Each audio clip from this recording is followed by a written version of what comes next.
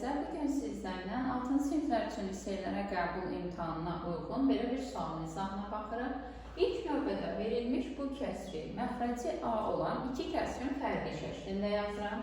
Yəni, B bölünsün A çıxılsın, A bölünsün A şəklində bunu yazmaq mümkündür. Çünki biz bilirik ki, məxrəclər bərabər olanda surətlər çıxılır. Yəni, yuxarıdakı kəsri almış oluruq.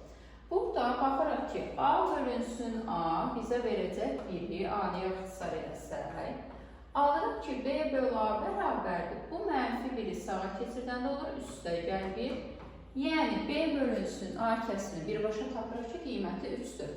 B bölü A-nın 3 olduğunu bildik və bizə həm də A bölü B kəsri lazımdır. Biz də bilirik ki, A-da B ilə B-də A qarşılıqlı tərs ədədlər olduğuna görə deməli, B bölü A əgər 3-ə bərabərdirsə, deməli, A bölü B kəsri 3-də 1-ə bərabər olacaq. Gətirib yerinə qoyuruq. B bölü A oldu bizdə 3, A bölü B oldu 3-də 1.